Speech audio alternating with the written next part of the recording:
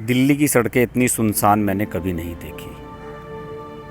आप लोगों ने देखा होगा कि शमशान सा नज़ारा, शमशान सी जैसी शांति केवल शमशान घाट पर ही है। लेकिन अब देश की राजधानी दिल्ली की सड़कों पर ये हाल है।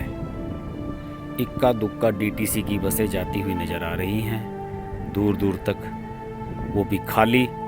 ड्राइवर, कंडक्टर और मार्शल के अलावा उसमें कोई नहीं नज़र आ रहा है। एक आध गाड़ी, एक आध वाहन कोई आता हुआ नज़र आता है, जिसमें कोई मजबूर आदमी, कोई ऐसा व्यक्ति जिसके लिए नौकरी पर जाना ज़रूरी है या जिसका कोई अपना हॉस्पिटल में एडमिट है, वो ही सड़कों पर आता हुआ नज़र आ रहा है।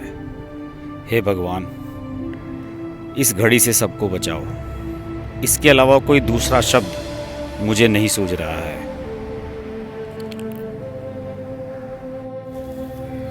देश में जो हो रहा है वो किसी से छिपा नहीं है और सही मायनों में दोस्तों बात ये है कि ऐसे माहौल में कोविड के अलावा किसी भी और विषय पर बात करना बेमानी लगता है। जब हमारे अपने मर रहे हैं, अपने दोस्त, अपने साथी एक एक करके हमें छोड़कर जा रहे हैं, तो दोस्तों ऐसी स्थिति में चुनाव के बारे में, पॉलिटिक्स के बारे में बात करना मन ही नहीं करता कि इस बारे में कोई बात की जाए। हमारे देश में हर मुद्दे को राजनीति बना दिया जाता है। हर मुद्दे पर सब अपनी फेस सेविंग शुरू कर देते हैं। सब ये कहने लगते हैं कि भाई ये हमारी वजह से नहीं, तुम्हारी वजह से हुआ, तुम्हारी वजह से नहीं, हमारी वजह से हुआ। लेकिन इसमें नुकसान तो हमारा और आपका हो रहा है। हमने अपने घर के लोगों को खोया है, अपने दोस्तों को खोया है। मैं आपको बताऊं कि मैंने भी पिछले 2 दिन में अपने कुछ बहुत ही अजीज साथियों को खोया है। मेरे ये अजीज साथी जो कई साल से मेरे साथ काम कर रहे थे, मेरे वो अजीज साथी जो मेरे मित्र थे, मेरे छोटे भाई थे, उनको हमने खोया है और उन्हें अब हम वापस नहीं ला सकते किसी भी हालत में। लेकिन हम अपने आप को बचा सकते हैं। हमें अपने आप को सेफ़ रखना है। हम खुद सेफ़ हैं तभी हम किसी दूसरे के लिए भी कुछ कर सकते हैं। ये हमें ध्यान रखना होगा।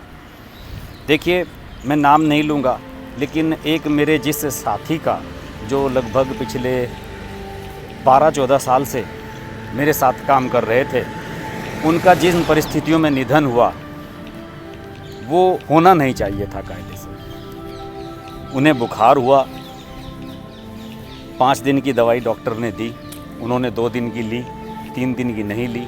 ये सोचा कि मैं तो 35 साल का हूँ, मेरा कोई क्या बिगाड़ सकता है। बाद में हालत बिगड़ी, शुगर के पेशेंट थे, हॉस्पिटल ले जाया गया और हॉस्पिटल ले जाने के बाद उन्हें रात में लगभग 2 बजे के करीब हार्ट अटैक आया और डॉक्टरों का ये मानना था कि वो 100% कोविड थे, कोविड से पीड़ित थे। दवाई अगर उन्होंने 5 दिन लगातार ली होती तो शायद हमारे बीच होते। अब क्या कहा जा सकता है। स्थिति ये थी कि उनके साथ जो मेरे 2 साथी थे, उन्होंने रात 2 बजे से सुबह 6 बजे तक उनके शव को मोर्चरी में रखा, हॉस्पिटल की। सुबह तक का इंतज़ार किया, घर भी नहीं गए। अगर घर जाते तो रोना धोना होता, परिवार के दूसरे लोगों को खतरा हो सकता था। और वहाँ से वो सीधे उनको लेकर पहुँच गए शमशान घाट। वहाँ उन्होंने ये बताया कि जिस समय उनके शव का उन्होंने अंतिम संस्कार किया, वहाँ पर लगभग 100-150 शव एक साथ जल रहे थे। ऐसा नज़ारा भगवान किसी को न दिखाए। दोस्तों, वीडियो हम बनाते रहेंगे, आप और हम साथ रहेंगे।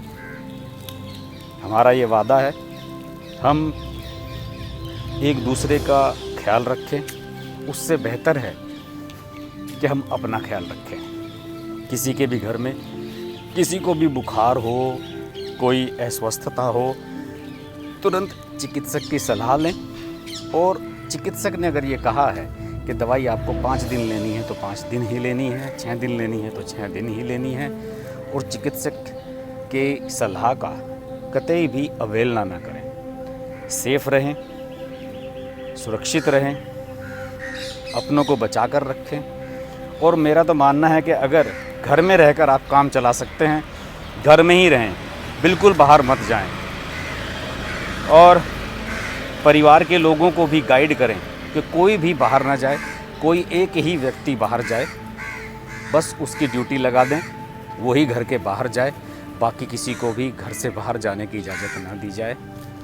और मुझे लगता है कि दिल्ली IIT का जो सर्वे है, एक रिपोर्ट आई है, उसने ये कहा है कि मई के महीने में कोविड के केसेस देश भर में पीक पर जाने वाले हैं। अभी कहा जा रहा है कि 3 लाख 4 लाख केस रोज़ आ रहे हैं, लेकिन हकीकत में कहा जा रहा है कि ये 3-4 लाख नहीं है, 30-40 लाख हैं।